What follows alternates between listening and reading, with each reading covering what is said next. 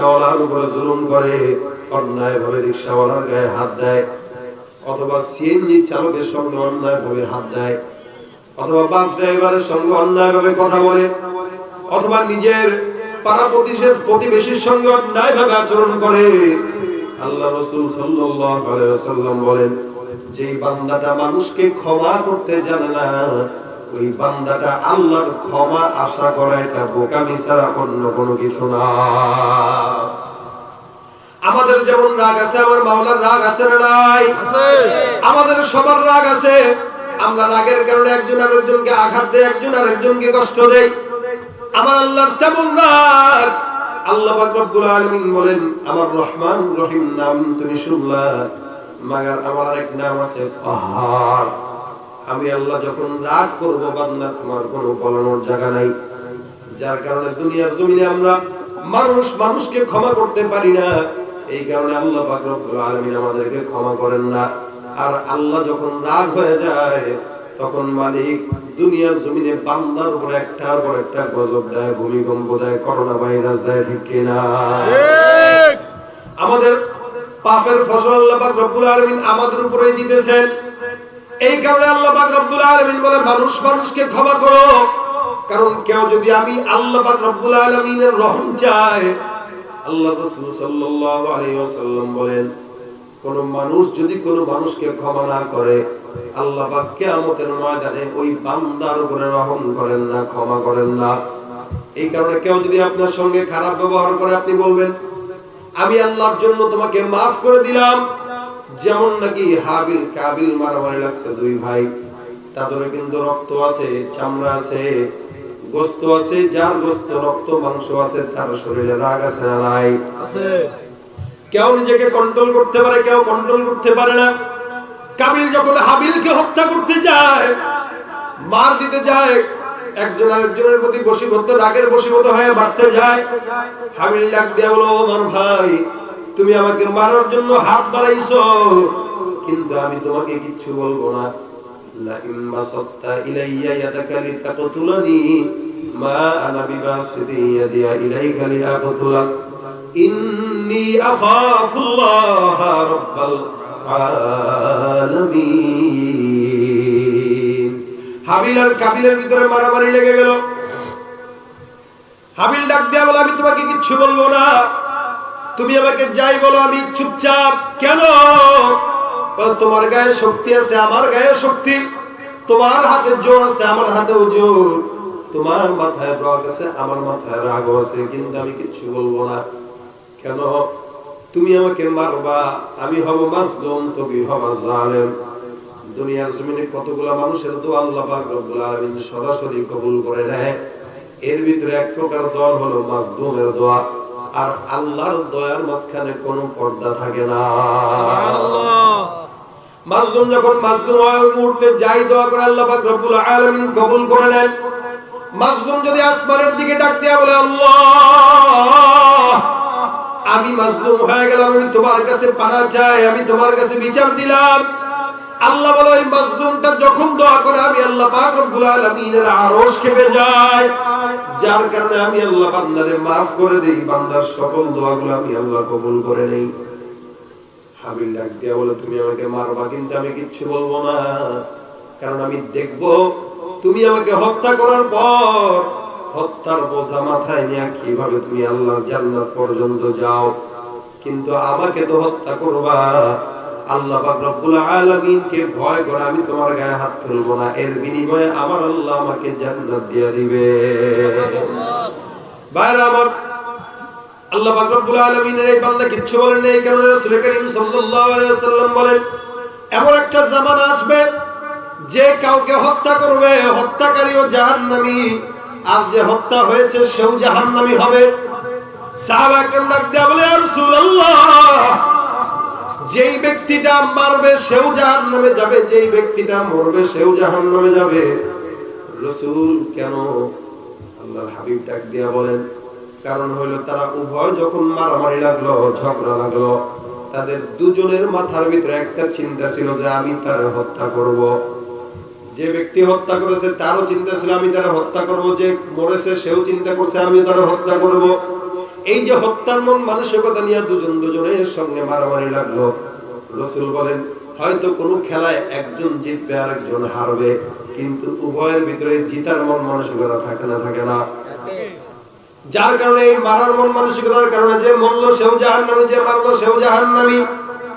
এই কারণে সাহাবা একরাম ডাক দেয়া বলে, ইয়া রাসূলুল্লাহ, তাহলে কেউ যদি আমাদেরকে মারে আমরা কি করব? রাসূল বলেন সবর করো, রাগকে কন্ট্রোল করো। আর ডাক দেয়া বলে, ইন্নী আখাফুল্লাহ রাব্বুল আলামিন, আমি আল্লাহকে ভয় পাই। তুমি আমাকে মারবা, আমি আমার আল্লাহর জন্য তোমার কিচ্ছু করব না, মাফ করে দিব। কারণ আমি তোমাকে কিছু না বলে এর বিনিময়ে অন্য কিছু নয়, আল্লাহর জান্নাত চাই। সুবহানাল্লাহ। এইজন্য রাসূল করিম সাল্লাল্লাহু আলাইহি ওয়াসাল্লাম বলেন রাগকে কন্ট্রোল করার জন্য এগুলো আমাদের জন্য পুঁজি। রাসূল করিম শিখায় দিলেন, বান্দা তোমার রাগ যখন আসবে তুমি কি করবে? বলে আউযু বিল্লাহি মিনাশ শাইতানির রাজিম করে নাও। অনেক হাদিস অন্য হাদিস রাসূল করিম সাল্লাল্লাহু আলাইহি ওয়াসাল্লাম বলেন যখন রাগ আসবে এটা শয়তান থেকে আসে। শয়তানকে কি দিয়ে বানাইছে বলেন তো? কি দিয়ে? আগুন। শয়তানকে আগুন দিয়ে বানাইলো। আগুন নিভানোর জন্য কি দরকার হয়? বলে পানি দরকার হয়। রাসূল ডাক দিয়ে বলেন তোমার যখন রাগ আসবে রাগটাকে কন্ট্রোল করার জন্য তুমি ওযু করে নাও, কারণ রাগটা শয়তান থেকে আসে আর শয়তান হলো আগুনের তৈরি। সুতরাং কোন বান্দা যদি রাগ আসার পর ওযু করে পানি দেয়, আল্লাহ পাক রব্বুল আলামিন এই ওযুর পানির দ্বারা তার রাগ নামক আগুনটাকে নিভায় দিবে। সাল্লাল্লাহু আলাইহি ওয়াসাল্লাম বলেন যখন রাগ আসবে যদি দাঁড়ানো থাকো বসে যাও, বসে থাকলে শুয়ে যাও। অসংখ্য ভাবে আল্লাহ পাক রব্বুল আলামিনের পয়গম্বর রাগ দমন করার পন্থা উম্মতকে বাতলায় দেয়। এরপরেও উম্মত রাগ করে। এ মুসলমান, আল্লাহ হাবিব সাল্লাল্লাহু আলাইহি ওয়াসাল্লাম আবু হুরায়রাকে তিনবার বলেন লা তাগদাব, যাই করো না করো রাগারাগি করা যাবে না। আজকে সমাজের ভিতরে অসংখ্য ফ্যামিলি আছে যারা স্বামী স্ত্রী রাগের কারণে অসংখ্য ফ্যামিলি যারা ধ্বংস হয়ে যায়, ডিভোর্স হয়ে যায়, আছে না নাই? শুধুমাত্র রাগারাগির কারণে, শুধুমাত্র রাগারাগি। স্ত্রীকে কিচ্ছু বললে সহ্যই করে না, আবার স্ত্রী যদি স্বামীর কিছু বলে সহ্য করে না। স্বামী যদি একটু স্ত্রীর দুইটা কথা কয়, স্ত্রীকে আমার সিনোনি আমি ভুইয়া বাড়ির মাইয়া, আছে না নাই? আর একটা কাই ফাটোয়ারি বাড়ির মাইয়া, ঘোড়ার ডিম বেড়া। কিসের আবার অহংকার, কিসের আবার গর্ব?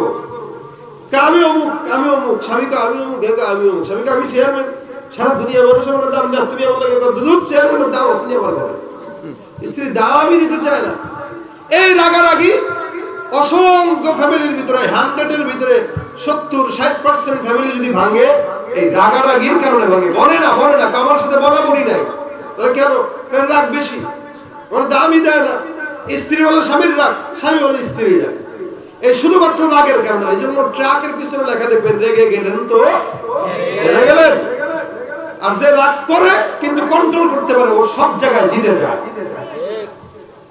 ভাইরা আমার, এই কারণে সংসারে শান্তি আনতে গেলে রাগ কেন কন্ট্রোল করা দরকার। অনেক সময় সন্তানরা বাপ মার সাথে রাগারাগি করে, চুল টেনে ছিল সন্তান মায়ের, আর মাও রাগ করে ফেলে, চুল টান দিছে না, বাবার পাঞ্জাবি গোছায় ফেলছে অথবা শার্ট গোছায় ফেলছে অথবা একটা কথা বলছে শুনে নাই, এখন বাপেও রাগ করছে মাও রাগ করছে, রাগ করে আবার সন্তানকে লানতের বদদোয়া দেয়, কত ধ্বংস হোক, এরকম লানতের বদদোয়া দেয় সন্তানকে, রাগের মাথায় বদদোয়া দেয়। মনে রাখবেন, রাগের মাথায় কখনো সন্তানকে বদদোয়া দিবেন না। কারণ এই সময় যদি কোনো বান্দা দোয়া করে বদদোয়া দেয়, আল্লাহ পাক অনেক সময় রাগের মাথার দোয়া বদদোয়া এগুলো কবুল করে ফেলায়।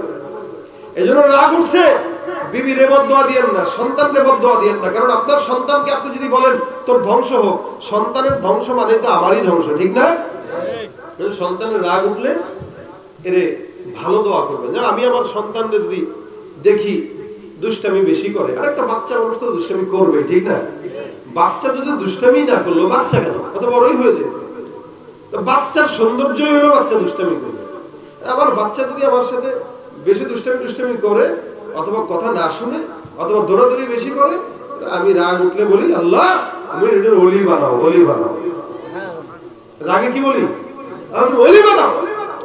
আমার ছেলে এটা শিখছে আমার থেকে। এখন এর ছোট বোন একটা আছে, এ যদি এর ডিস্টার্ব করে খেলনা মেলনা না দেয়, আমি দেখি মাঝে মাঝে ওর আগে বলে আল্লাহ তুমি আশারা ওলি বানাও, ওলি বানাও, ওলি বানাও, এগুলো বলে। দেখেন এটা হলো বাপ মার শিক্ষা। বাপ মা যদি সন্তানকে লানতের দোয়া করে, সন্তানও বাপ মার লানতের দোয়া করবে। আপনারা মক্কার ইমাম সুদাইসিকে চিনেন তো? ওনার একটা সাক্ষাৎকারে দেখেছিলাম, উনি বলেন যে আমার মা, আমি খুব দুষ্টামি করতাম ছোটবেলায়, তা আমার মা একদিন বলতেছে আল্লাহ এই ফাজিলটারে তুমি একটু কাবার ইমাম বানায় দিও আল্লাহ। সুবহানাল্লাহ। সুদাইসি বলেন যে ফাজিলটারে কাবার ইমাম বানায়। আজকে আপনাদের চোখের সামনে, আমাদের চোখের সামনে কোটি কোটি মুসলমানরা ওনার পিছনে নামাজ না পড়লে শান্তি হয় না। ঠিক। এইজন্য বাপ মার রাগের বশের দোয়া বদদোয়া সবই আল্লাহ কবুল করে। সন্তানরা যদি বলেন আল্লাহ তুমি লানত দিও, মনে রাখেন 10 বছর পর লানত আপনার কপালে আসবে। এই কারণে রাগের বশে কি করবেন? কথা বলে না, কিছুই বুঝবে না। আমারও ব্যাটারি দুর্বল, এদের ব্যাটারিও দুর্বল,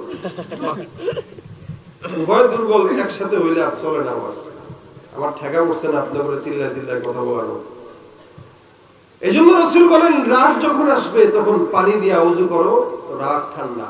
রাগের মাথায় চুপচাপ নীরবতা পালন করো, সবর করো, আল্লাহ পাক অবশ্যই ধৈর্য দিবেন, আল্লাহ পাক অবশ্যই পুরস্কার দিবেন। হযরত ওমর রাদিয়াল্লাহু তাআলা আনহুর ঘটনা, উনার জামানায় আব্বাস রাদিয়াল্লাহু তাআলা আনহুর ঘরের উপরে একটা নালা ছিল। রাসূলের চাচা হযরত আব্বাস রাদিয়াল্লাহু তাআলা আনহু মসজিদে নববীর সঙ্গে ওনার লাগোয়া ঘর ছিল। ওনার ঘরের ছাদের উপরে একটা পানির নালা ছিল, যে এই পানির নালাটা মসজিদে নববীর দিকে ফেরানো ছিল। এই পানির নালা দিয়ে মসজিদে নববীতে যখন পানি পড়তো তখন মসজিদে নববী একদম ভিজে খালছার হয়ে যেত। হযরত ওমর রাদিয়াল্লাহু তাআলা যখন দেখলেন মসজিদে নববীর ভিতরে পানি পড়ে, ওমর ডাক দিয়ে বলেন এই ঘরটা কার? একজন ডাক দিয়ে বলে এই ঘরটা হলো আব্বাস রাদিয়াল্লাহু তাআলা আনহু। হযরত ওমর ফারুক বলেন মসজিদে নববীর ভিতরে পানি পড়ে, সুতরাং এই পানির নালাটা এখান থেকে খুলে সরায় দাও। হযরত ওমর ফারুক রাদিয়াল্লাহু তাআলা আনহু পানির নালাটা সরায় দিলেন, ভেঙে ফেলায় দিলেন। আব্বাস রাদিয়াল্লাহু তাআলা আনহু যখন তাকায় দেখলেন ঘরের চালের উপরে ওই যে পানির নালাটা লাগাইলাম, পানির নালাটা নাই। মানুষদেরকে জিজ্ঞাসা করলো পানির নালাটা কে ভাঙলো? মানুষরা ডাক দিয়া বলতেছে মসজিদের ভিতরে পানি ভরাইটা বেয়াদবি, সুতরাং মসজিদের সঙ্গে বেয়াদবি করা চলবে না। এই জন্য আল্লাহ পাক রব্বুল আলামিন মসজিদের আদব রক্ষা করবে কারা এটাও বলে দিয়েছেন, ইন্নামা ইয়া'মুরু মাসাজিদাল্লাহ মান আমানা বিল্লাহ ওয়াল ইয়াউমিল আখির ওয়া আমিলা সলিহা। আল্লাহ পাক মসজিদ কারা পবিত্র রাখবে, মসজিদের সভাপতি কারা হবে, মসজিদের মুতাওয়াল্লি কারা হবে, তাদের পরিচয় দিয়েছে। বর্তমান সমাজে অসংখ্য মসজিদ এমন আছে যাদের সভাপতি সারা জিন্দেগি ঘুষ খাইছে, সুদ খাইছে, দুর্নীতি করছে, শেষ বয়সে এসে মসজিদের সভাপতি আছে না? আছে। এই লোক মসজিদে সেখানে ইমাম আর মুয়াজ্জিনের ভুল ধরে, কেন লাইট জ্বালাইলো না, কেন লাইট নিভাইলো না, কেন মোটর চাললো না, কেন পানি নাই, তার কেন চেয়ার নাই, তার কেন জায়নামাজ নাই, যত উল্টাপাল্টা মসজিদের ভিতরে ঢুকে করে। ঠিক। অথচ এ আজীবন সুদের টাকা খাইছে, ওর আজীবনই তো ইবাদত কবুল হবে না। ঠিক। এজন্য পাগলদেরকে মসজিদে এলাও না কেন? কারণ পাগল মসজিদের পবিত্রতা বুঝে না। মসজিদের পবিত্রতা যে বুঝবে সেই মসজিদ রক্ষণাবেক্ষণের দায়িত্ব নিতে পারবে, এছাড়া কেউ বুঝবে না। এজন্য সুদখোর, ঘুষখোর, দুর্নীতিবাজ এই সমস্ত চোর বাটপারদেরকে টাকার বিনিময়ে মসজিদের সভাপতি বানায় মসজিদের বদনাম করেন না, আল্লাহর ঘরের সঙ্গে নাফরমানি করেন না। এটা পবিত্র জায়গা, এই জায়গায় যে সভাপতি হবে সে পবিত্র হওয়া লাগবে। টাকা দিয়ে খালি সভাপতি বানাইয়েন না, আল্লাহর ঘর এই লোকের মতো দুর্নীতিবাজ অথবা সুদখোর টাকা দিলেও থাকবে, না দিলেও থাকবে। কারণ আল্লাহর ঘর মসজিদে এটা আল্লাহই স্থাপন করবে। সুদের টাকা দিয়ে কেন মসজিদ বানানো দরকার আপনার? মসজিদের পবিত্রতা রক্ষা এটা ইমানদারের দায়িত্ব।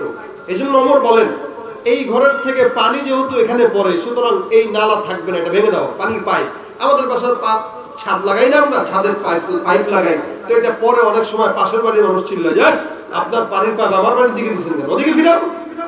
এটা হয়, এটা তো ওমর ভেঙে দিয়েছেন। আব্বাস রাদিয়াল্লাহু তাআলা দৌড় মেরে চলে গেলেন, যা ডাক দেয়া বলেন ওমর ব্যাপার কি? আপনি আমার পানির নালা ভাঙলেন কার অনুমতি দিয়া? তুমি লাগাইছো কার অনুমতি দিয়া? ওমরের রাগ উঠে গেছে যে তুমি মসজিদের দিকে তুমি এই পাইপটা লাগাইছো, আল্লাহর ঘর মসজিদে পানি পড়ে, তোমার সাহস কম না? তুমি আল্লাহর ঘরের সঙ্গে এরকম করতেছো। আর আমি সরাই দিচ্ছি, তুমি আবার প্রশ্ন করতে আসছো যে আমি কি কারণে সরাইলাম।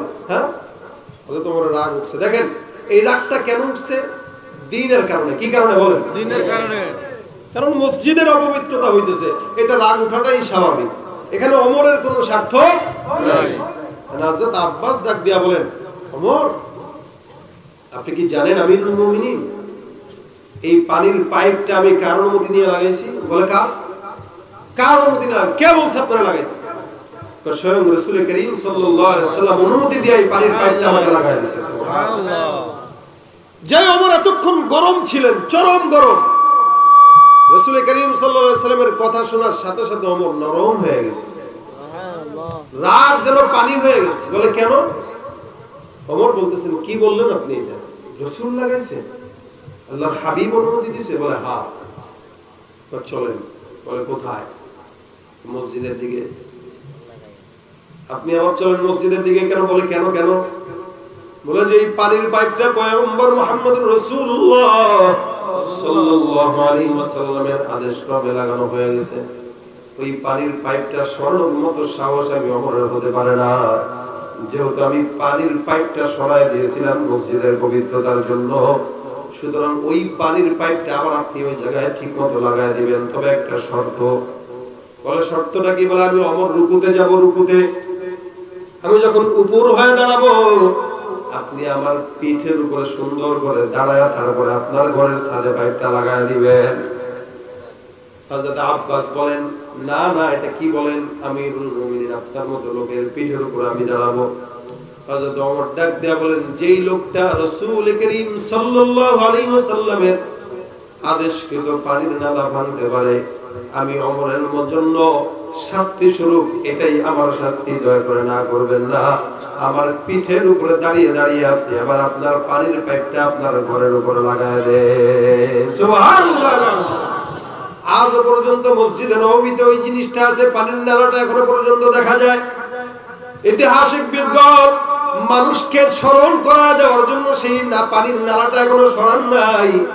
আমিরুল মুমিনিন বলে গেছেন, যে পানির নালায় মুহাম্মদুর রাসূলুল্লাহ সাল্লাল্লাহু আলাইহি ওয়াসাল্লামের হাত আছে, ওই পানির নালা সরানোর মতো ক্ষমতা দুনিয়ার কোনো মানুষের হতে পারে না। সুতরাং যখন আমি দেখেছিলাম পানির নালা আছে, তখন আমার রাগ উঠেছিল, কিন্তু আমি রাসূলের আদেশ যখন এটা, আমি তখন রাসূলের কথা শোনার পর আমার রাগ কন্ট্রোল হয়ে গেল। কেন? আল্লাহ রাসূল সাল্লাল্লাহু আলাইহি ওয়াসাল্লাম বলেন, আল হুব্বু ফিল্লাহ ওয়াল বুগদু ফিল্লাহ। এই কারণে প্রত্যেকটা মুমিনের রাগ যদি হয়, আবার মহব্বত যদি হয়, মারামারি যদি হয়, ঝগড়াঝাটি যদি হয়, আমাদের প্রত্যেকটা কাজ আমরা করব কার জন্য? জোরে বলে আল্লাহ। এই জন্য আল্লাহ পাক রব্বুল আলামিন শিখায় দেয়, কুল ইন্না সালাতি ওয়া নুসুকি ওয়া মাহইয়ায়া ওয়া মামাতি লিল্লাহি রাব্বিল আলামিন। একটা মুমিনের জীবন, মাল, হায়াত, যৌবন যা কিছু আছে সব কিছু হবে কার জন্য? আল্লাহর জন্য। আল্লাহর জন্য। এ মুসলমান, এই কারণে রাগ এটা আল্লাহর জন্য হবে, ভাগবো আল্লাহর জন্য, কন্ট্রোল করব আল্লাহর জন্য, দেখাবো আল্লাহর জন্য। তবে নিজের জন্য নিজের স্বার্থে রাগ করা জায়েজ নাই, মাগার ইসলামের স্বার্থ চলে আসলে রাগ না করলে কিন্তু ইসলাম চুরি করে নিয়ে যাবে নাস্তিকেরা। এইজন্য সাহাবা একরামদের পরিচয় আল্লাহ পাক রব্বুল আলামিন দিলেন, ওয়াল্লাযীনা মাআহু আশিদ্দাউ আলাল কুফার। যারা বেঈমান ছিল তাদের ব্যাপারে সাহাবা একরাম ছিল কঠোর। আল্লাহ পাক রব্বুল আলামিন সাহাবাদেরকে, তাবেঈদেরকে ইসলামের ব্যাপারে কঠোর বানায় দিলেন, যার কারণে বেঈমানরা ইসলামের বিরুদ্ধে বলতে সাহাবা একরাম সহ্য করতে পারত না। অথচ তাদেরকে কষ্ট দিত ইসলাম মানার জন্য, তারা কিছু বলতো না। কিন্তু যখন নাকি ইসলামের বিরুদ্ধে কোন নাস্তিক, মুরতাদ, ইহুদি, খ্রিস্টানরা কষ্ট দিত, সাহাবা একরামরা তাদেরকে কোনোদিন সহ্য করত না। দরাজ কণ্ঠে সাহাবা একরামরা তখন বেঈমানদের ব্যাপারে ছিল একদম সবল। এই কারণে মুসলমান যখন কোনো দেখবো আমরা ইহুদি, খ্রিস্টান, নাসারা, বেঈমানের বাচ্চারা আমাদের ইসলামের বিরুদ্ধাচরণ করে, তখন আমাদের কঠোর হব না নরম হব? কঠোর। যদি ইমানদার দাবি করি, ইসলামের বদনামি যদি কেউ করে, আপনার যদি দিনের ভিতরে আঘাত না লাগে, বুঝতে হবে আপনি মুমিন হতে পারেন না, আপনি মুনাফিক, বেঈমান। কি হবে? নামাজ রোজা ইমানদারির বড়াই করে যদি ওই খোদার কোরআন নর্দমাতে থাকে পড়ে। নামাজ রোজা ইমানদারির বড়াই করে যদি ওই খোদার কোরআন নর্দমাতে থাকে পড়ে। মসজিদের কোণে বসে জিকির যত করই কষে, মসজিদের কোণে বসে জিকির যত করই কষে, এভাবে যায় না পাওয়া আল্লাহকে, এভাবে যায় না পাওয়া আল্লাহকে। কি হবে বেঁচে থেকে অযথা বিদ্যা শিখে যদি না করতে পারি শোষণবিহীন সমাজটাকে। কি হবে লেখালেখি কলমবাজির এই মহড়া, সমাজের আসল চিত্র যদি না যায় তুলে ধরা। কি হবে লেখালেখি কলমবাজির এই মহড়া, সমাজের আসল চিত্র যদি না যায় তুলে ধরা। যদি ওই ঘুষের বলে কলমটাও উল্টো চলে, যদি ওই ঘুষের বলে কলমটাও উল্টো চলে, তবে কি যাবে রোখা দুর্নীতিকে?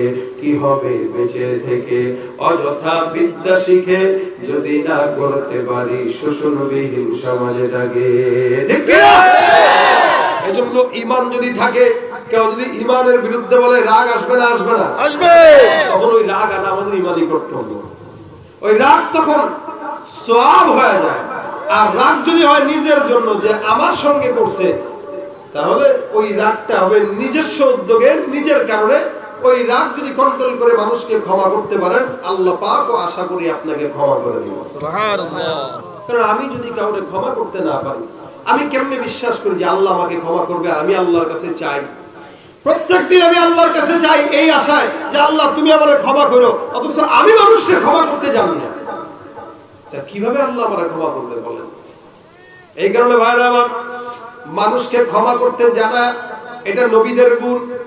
পয়গম্বর যখন মক্কার জমিন থেকে তায়েফ যায়, তায়েফের কাফের বেঈমানরা পয়গম্বরকে আঘাত দেয়। আল্লাহ রাসূল সাল্লাল্লাহু আলাইহি ওয়াসাল্লাম ঘর ঘর ঈমানের দাওয়াত দেয়। বেঈমানরা পয়গম্বরকে মারে। উটের পরা পচা নারী বুড়ি নিয়ে পয়গম্বরের সিজদা যখন যায়, মাথার উপরে উঠা দেয়। রাসূল কারীমের সঙ্গে আজ খারাপ আচরণ। আল্লাহর হাবিব সাল্লাল্লাহু আলাইহি ওয়াসাল্লাম কিছু বলেন না। অসংখ্য বেঈমানের বাচ্চারা মরা প্রচুর পচা একদম উটের নারী বুড়ি নিয়ে দাঁড়ায় থাকতো। মুহাম্মদ সিজদা যাবে তার মাথার উপরে এটা দিয়ে দিব। আল্লাহ রাসূল সাল্লাল্লাহু আলাইহি ওয়াসাল্লাম ধৈর্য ধরতেন। রাসূল বলেন আমি কিচ্ছু বলবো না, এরা আমাকে না বুঝে মারে, না বুঝে আমাকে কষ্ট দেয়, সুতরাং এদেরকে আমি আমার মন থেকে মাফ করে দিলাম। জিবরাইল ফেরেশতা রাসূলের কাছে এসে ডাক দেয়া বলে, ইয়া রাসূলুল্লাহ, আল্লাহ পাক রব্বুল আলামিন আমাকে পাঠাইলেন। হে পয়গম্বর, আপনি শুনেন, তায়েফের ময়দানটা বিশাল বড় একটা পাহাড়ের উপরের ময়দান। জিবরাইল ফেরেশতা ডাক দেয়া বলে, ইয়া রাসূলুল্লাহ, আপনি যদি একবারের জন্য অনুমতি দেন, এই দুই পাহাড়কে চাপ দিয়ে তায়েফবাসীকে আমি জিবরাইল হত্যা করে ফেলবো রাসূল। তাহলে এরা জিন্দেগিতে বুঝবে পয়গম্বরকে কষ্ট দেওয়ার কতটা ফল। রাসূল করিম সাল্লাল্লাহু আলাইহি সাল্লাম বলেন, হে জিবরাইল ফেরেশতা, এরা যারা আমাকে কষ্ট দেয়, এরা যারা আমাকে মারে, এরা যারা আমাকে পিছনে বাচ্চাদের খিলানা দেয়, এরা যারা আমাকে আঘাত দেয়, এরা যারা আমাকে গালি দেয়, পাগল বলে, এরা যারা আমাকে কটূক্তি করে, এরা তো বুঝে না, এরা তো জানে না আমি যে সত্য নবী। এরা বাপ দাদাদের থেকে দেখে আসতেছে মূর্তির পূজা করা লাগে, যার কারণে এরা মূর্তির পাগল। এরা এদের বাবারাও পূজা করছে, দাদারাও পূজা করছে। হঠাৎ করে আমি পয়গম্বর যদি আমার ইবাদত করতে বলি, আল্লাহর ইবাদত করতে বলি, কেমনে করবে? এদেরকে বুঝ নাই। সুতরাং জিবরাইল, আমি আল্লাহর কাছে এদের জন্য হেদায়েতের দোয়া করি। রাসূল করিম সাল্লাল্লাহু আলাইহি ওয়াসাল্লাম আসমানের দিকে হাত তুলে ডাক দিয়ে বলে, আল্লাহ, আমার এই কওমকে অবুঝ বান্দাদেরকে তুমি মালিক হেদায়েতের রাস্তা দিয়ে দাও। সুবহানাল্লাহ। আল্লাহুম্মা হাদি কওমি, পয়গম্বর দোয়া করে, আল্লাহ তুমি হেদায়েত দাও। দেখেন পয়গম্বর ডাক দিয়া বলতেছে, জিবরাইল, আমার এই বান্দারা না বুঝার কারণে আমি পয়গম্বরকে কষ্ট দেয়, আমি পয়গম্বরকে আঘাত দেয়। তবে আমার বিশ্বাস, আমার এই বান্দারা আজকে যদিও আমাকে না মানে, কিন্তু এদের সন্তান সন্ততিরা আমি রাসূলের জন্য আগামীকাল জীবন দিতে তৈয়ার হয়ে যাবে। আচ্ছা বলেন 1400 বছর পরে আপনারা নোয়াখালীর এই অঞ্চলের মানুষরা রাসূলের জন্য জীবন দিতে তৈয়ার আছেন না? না। যদি তৈয়ার না থাকেন আপনি মুসলমান হতে পারেন নাই, মুনাফিক বেঈমান, ঠিক কি না বলেন? বিশ্বনবীর অপমানে যদি ডাকা দে তোমার মন, মুসলিম নয় মুনাফিক তুমি নবীজির দুশমন। নবীর প্রেমে জীবন দেবে কে আছো নওজোয়ান, তাকবীর তুলে সিংহ শাবক হও তুমি আগুয়ান। নারে তাকবীর। আমার বুকে ঈমানের বল জবানে আল কোরআন, ভয় কাঁপে কাপুরুষ সব আর নরাধম শয়তান। চেয়ে বুকে আছে বেশি নবীজির সম্মান, কেমনে তুমি থাকবে বসে হলে তার অপমান। তুমি সাচ্চা মুসলমান, ঈমান তোমার ধন, নবীর প্রেমে জাগ্রত তুমি নির্ভীক পালোয়ান। ঠিক কি না? পারেন সবাই বলেন। তুমি সাচ্চা মুসলমান, ঈমান তোমার ধন, নবীর প্রেমে জাগ্রত তুমি নির্ভীক পালোয়ান। শ্রেষ্ঠ নবীর ব্যঙ্গ করে পাপিষ্ঠ আর বদনসিব, আমরা তাদের ঘৃণা জানাই ধিকি ধিকি ধিকি শতধিক। জাতিসংঘের কাজ কি তবে দর্শক হয়ে থাকবে চুপ, সাম্প্রদায়িক সম্প্রীতি আর যাচ্ছে ভেঙে পাচ্ছে লোক। আজকে যারা কুলাঙ্গারের পক্ষপাতী করছো সব, তোমরা কেহ ছাড় পাবে না, সত্য ধরা পড়বে ঠিক। বয়কট হবে, ধিক্কৃত হবে বিশ্ব জুড়ে, নিন্দা কুড়াবে জাগলে মুসলমান, জাগলে মুসলমান। তুমি সাচ্চা মুসলমান, ঈমান তোমার ধন, নবীর প্রেমে জাগ্রত তুমি নির্ভীক পালোয়ান। তুমি সাচ্চা মুসলমান, ঈমান তোমার ধন, নবীর প্রেমে জাগ্রত তুমি নির্ভীক পালোয়ান। ঠিক কি না?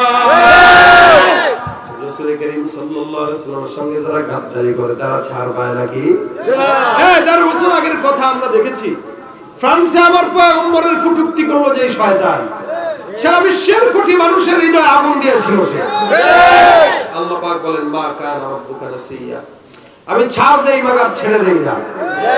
১.৫ বছর পরে আল্লাহ পাক রব্বুল আলামিন আগুনে পুরা দুনিয়ার জমিন থেকে কুলাঙ্গারকে বিদায় করেছে। এখান থেকে ও শিক্ষা নেওয়া উচিত সমস্ত নাস্তিক বেঈমান কুলাঙ্গারদেরকে। আল্লাহর রাসূলের বিরুদ্ধে আন্দোলন করে কটূক্তি করে দুনিয়ার জমিনে এখনো পর্যন্ত কেউ টিকতে পারে নাই। তোমরাও সতর্ক হয়ে যাও, রাসূলকে নিয়ে যদি এক বিন্দু পরিমাণে কটূক্তি করার দুঃসাহস দেখাও, এখানেও লাঞ্ছনা, কিয়ামতেও লাঞ্ছনা ছাড়া কপালে আর কিচ্ছু জুটবে না।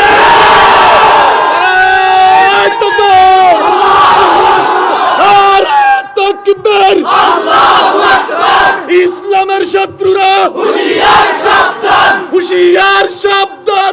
ইসলামের শত্রুরা নারায়ে তাকবীর, আল্লাহু আকবার। এজন্য আল্লাহ পাক রব্বুল আলামিন রাসূলকে এত দয়া দিলেন। আল্লাহ রাসূল সাল্লাল্লাহু আলাইহি ওয়াসাল্লাম দোয়া করলেন, আল্লাহুম্মা হাদি কওমি। বেঈমানের বাচ্চা যারা এখন রাসূলের বিরোধিতা করে, এরা জানো না এরা রাসূল কারীমের দোয়ার বরকতে এখন দুনিয়ার জমিন দেখতে পাচ্ছে। কারণ রাসূল যদি সেদিন বদদোয়া দিতেন, আল্লাহ রাসূলের বদদোয়ায় একটা মানুষ, একটা বেঈমান দুনিয়ার জমিনে বাঁচতে পারত না। রাসূল বলে, জিবরাইল, আমি যদি পয়গম্বর ওদেরকে বদদোয়া দেই, আমি রাসূল যদি ওদের বিরুদ্ধে বলি, আমি যদি এদেরকে মারার জন্য আল্লাহকে বলি, আমি জানি আল্লাহ মেরে দিবে, কিন্তু তাহলে আল্লাহকে ডাকবে কারা? তারা যদি বলে যে আমি রাসূলের অনুসরণ করবে কারা? হয়তো আজকে তারা আমার বিরোধিতা করতেছে, আগামীকাল তারা ইনশাআল্লাহ ঝাঁকে ঝাঁকে আমি রাসূলকে অনুসরণ করার জন্য প্রতিযোগিতা লেগে যাবে। সুবহানাল্লাহ। রাসূলের সেদিনের দোয়া আল্লাহ পাক কবুল করছেন না করেন? করছে। রাসূলকে রাগাইছে, কিন্তু রাসূল করিম সাল্লাল্লাহু আলাইহি ওয়াসাল্লাম বদদোয়া করেন নাই, দোয়া করেছেন, হেদায়েতের দোয়া। আর রাসূলের হেদায়েতের দোয়ার বরকতে আজকে আমরা দুনিয়ার জমিনে আসছি। আমরা তো রাসূলের রেডিমেড ইসলাম পেয়েছি, যার কারণে ইসলাম আমাদের দাম নাই। আমার বাবা মুসলমান, যার কারণে আমি মুসলমান। আমার বাবাকে যদি বুকের তাজা রক্ত দিয়ে ইসলাম কবুল করা লাগতো, তাহলে আমি ইসলামের সঙ্গে গাদ্দারি করতে পারতাম না। দেখেন না, এই কারণে এই দেশে মুক্তিযোদ্ধার দাম কেন? এই দেশে মুক্তিযোদ্ধারা বুকের রক্ত দিয়ে হলেও দেশকে রক্ষা করছে, এই কারণে এদের দাম বেশি। আর যারা বিরোধিতা করছে এদেরকে কয় কি? রাজাকার। তো সেম ভাবে ইসলামকে যারা বুকের তাজা রক্ত দিয়ে পর্যন্ত এনেছে, তারাই হলো বিশ্বব্যাপী সবচেয়ে বড় মুক্তিযোদ্ধা। আর যারা ইসলামের বিরোধিতা করে এরা সবচেয়ে বড় রাজাকার। কিছু মানুষ আছে রাসূলের ওয়ারিসদেরকে দেখলে এদের মাথা ব্যথা শুরু হয়, গালি দেয়। মোল্লা মৌলবী দেখলে খালি টিটকারি করে, খাউজানি চুলকানি হয় এদের। এদেরকে পাগলা মলম লাগায় দিবেন, ঠান্ডা হয়ে যাবে। চিরুনি পাগলা মলমের নাম এখনো আছে, পাগলা মলম, বিচ্ছু মলম। যাদেরকে ইসলাম পছন্দ হয় এদেরকে মলম দিবেন, মলম দেখবেন সোজা হয়ে গেছে। আল্লামা মারুফ কারকি রাহমাতুল্লাহ আলাইহি এক বুজুর্গ দজদা নদীর কিনার দিয়ে হেঁটে যাইতেছে। কিছু যুবকেরা ওনাকে দেখছে সমুদ্রের ভিতরে, নদীর ভিতরে নৌকা দিয়ে গান বাজনা করতেছে, লাফালাফি নাচানাচি করতেছে যুবকেরা। এটা মারুফ কারকি রাহমাতুল্লাহ আলাইহি দেখছেন সমুদ্রের নদীর কিনারে হাঁটে। তো যুবকরা যখন দেখছেন হুজুর মানুষ টুপি টুপি মাথায় দিয়া গানের প্যান্ডেলের সামনে যায়, অথবা গানের নৌকা বাজাইতেছে এটার সামনে দিয়ে যায়, যুবকদের একটু মাথা নষ্ট হয়ে গেছে। হুজুর গান গাই, হুজুরে বলতেছে গান গাই। হুজুরে বলে আহারে এরা আমার সাথে টিটকারি করে, হুজুর মানুষ দেখা, টুপি মাথায় দেখা। আবারও কিছুক্ষণ পরে আরেকটা গালি দিয়ে বসছে, ওনার খাদেম পাশ থেকে ডাক দিয়ে বলতেছে, হুজুর একটু বদদোয়া করে দেন না। আল্লাহ মারুফ কারকি রাহমাতুল্লাহ আলাইহি বলেন, বদদোয়া করবো? বলে হ্যাঁ। আপনার কষ্ট দিতেছে হুজুর, আমার সামনে আপনাদের এইগুলো বলতেছে, আমার হুজুর ভালো লাগতেছে না। মারুফ কারকি রাহমাতুল্লাহ আলাইহি বলে, আল্লাহ এই ছেলেগুলা যারা আমাকে গালি দিছে, এরা দুনিয়াতে যেভাবে আরাম আয়েশে আছে, আল্লাহ তুমি এদেরকে আখিরাতেও আরাম আয়েশেই রাখো। সুবহানাল্লাহ। এই লোক বললো কি দিতে, আরে দিল কি? দোয়া। হুজুর এটা কি বললেন? আপনার সাথে এরা খারাপ ব্যবহার করলো, আর আপনি দোয়া করলেন যেন আখিরাতে শান্তিতে থাকে। মারুফ কারকি রাহমাতুল্লাহ আলাইহি বলেন, শোনো এরা কত বড় লোকের সন্তান, হ্যাঁ, দুনিয়াতে কত আরাম আয়েশে চলতেছে, এদের কাছে দুনিয়াটা রঙিন মনে হয়, যার কারণেই তো এরা ইবাদত বন্দেগী আল্লাহকে ভুলে এরা নাচানাচি করতেছে। এখন এদের কাছে নাচটাই তো পছন্দ, এদের কাছে গান পছন্দ, এদের কাছে দুনিয়ার চাকচিক্য পছন্দ, তা এরা জাহান্নামে কিভাবে পড়বে? সুতরাং আমি আল্লাহর কাছে দোয়াই করলাম, আল্লাহ তুমি দুনিয়াতে এদেরকে যেমন আরামে রাখছো, আখিরাতেও আরামে রাখো। আর আখিরাতে যদি কেউ আরামে থাকতে চায়, দুনিয়াতে তার হেদায়েত দরকার আছে না নাই? আছে। তার মানে আল্লাহ তুমি তাকে হেদায়েত দিয়ে দাও। সুবহানাল্লাহ। রাগ কন্ট্রোল করে তারপরে দোয়া করেছেন, মাফ করে দিয়েছেন। এজন্য আল্লাহ পাক বলেন, আফিন আনিন নাস, মানুষের ব্যাপারে যারা রাগ ক্ষমা করতে জানে, ক্ষমাকারী, আমি আল্লাহ তাদেরকে ক্ষমা করে দেব। লা ইয়ারহামুল্লাহু মান লা ইয়ারহামুন নাস। এই কারণে রাসূল বলেন, আল্লাহ পাক ওই বান্দাকে ক্ষমা করেন না, রহম করেন না যে মানুষকে রহম করে না, ক্ষমা করে না। এজন্য আমরা এখানে যারা যুবকরা আছি, যুবকরা অনেক সময় মনে করে যে আমার তো অনেক রাগ, আমার সে ডরায়, আমার রাগ যদি উঠে সে আমারে চিনে, আমি কি করতে পারি? আপনি রাগ নিয়ে অহংকার করেন না, কারণ রাগ ভালো জিনিস না, এটা শয়তান দেয়। এজন্য রাগ থেকে নিজেকে বাঁচান, দেখবেন মানুষের পছন্দের পাত্র হবেন, মানুষের ভালোবাসার পাত্র হবেন। আর রাগ যদি কন্ট্রোল না করতে পারেন, জায়গায় জায়গায় লাঞ্ছিত হবেন, মানুষের সঙ্গে মারামারি বাঁধাবেন। মাগরিব থেকে নিয়ে আজকে 11:30 পর্যন্ত আপনারা বয়ান শুনলেন। এখান থেকে সকালবেলা যদি কেউ জিজ্ঞাসা করে গতকাল কি মাহফিল হয়েছে, কি শিখলা, একজনও বলতে পারবেন না, মনে থাকবে না। কারণ আমরা যেটা ওয়াজ করি এটা অনেক সময় আমাদেরই তো মনে থাকে না যে কি ওয়াজ করছিলাম। আপনারা কেমনে মনে রাখবেন? মনে রাখার জিনিস আমি যেটা আপনাদেরকে বলবো সেটা হলো এইটা, এতক্ষণ যা শুনছেন সব বলে যান। একটা জিনিস নিয়ে আমরা বাসায় যাব, সেটা হচ্ছে ইনশাআল্লাহ আজকে থেকে বাবার সাথে কোনোদিন উল্টাপাল্টা রাগ করবো না। আপনি আপনার বাবার সাথে রাগ দেখাবেন হুন্ডা নিয়ে, মোবাইল কিনা নিয়ে, আপনি মনে রাখেন আপনার সন্তান এর চেয়ে ডাবল রাগ আপনার সাথে দেখাবে।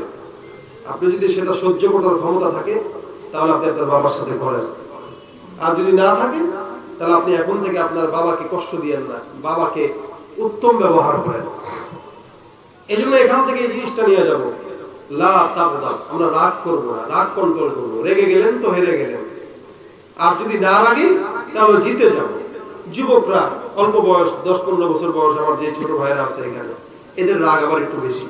এরা ক্ষণে ক্ষণে মানুষের সঙ্গে রাগ করে, মার সঙ্গে রাগ করে, বাবার সঙ্গে রাগ করে, বন্ধু বান্ধবের সাথে রাগ করে, এবং রাগ করাটাকে এরা পাওয়ারফুল মনে করে যে এটা আমার একটা গুণ, আমার রাগ আছে। এটা ভালো কোনো গুণ না, আল্লাহ এটাকে দমানোর জন্য বলছেন। আপনি রাগ কমান, আল্লাহ আপনার উপর থেকে রাগ উঠায় নেবে ইনশাআল্লাহ। আজকে থেকে নিয়ত করেন, অন্তর থেকে রাগ ঝেড়ে ফেলবো ইনশাআল্লাহ। আল্লাহ আমল করার তৌফিক দান করে বলেন আমিন।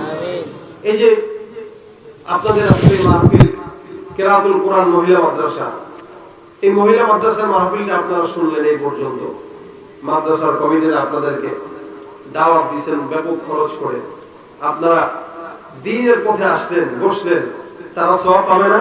পাবে। কেন পাবে তারা সওয়াব? বলেন। তারা কষ্ট করে টাকা দিয়ে, পয়সা দিয়ে, শ্রম দিয়ে আপনাদের জন্য দ্বীনের কথা শোনার জন্য এই মজলিস তৈরি করে দিয়েছে। এই কষ্টের কারণে, তারা শ্রমের কারণে তারা সওয়াব পাবে। কিন্তু আমরাও তো সওয়াব পাওয়া দরকার আছে না? এই জন্য আমাদেরও যদি সওয়াব পাওয়া দরকার হয়, আমরা এখানে কিছু শরীক হয়ে যাই। 10 টাকা হোক, 20 টাকা হোক, 500 টাকা হোক, এই মাহফিলের জন্য, মাদ্রাসার জন্য। কিছু ভাইরা ভিতরে ঢুকে যাবে, আপনারা 100 টাকা, 200 টাকা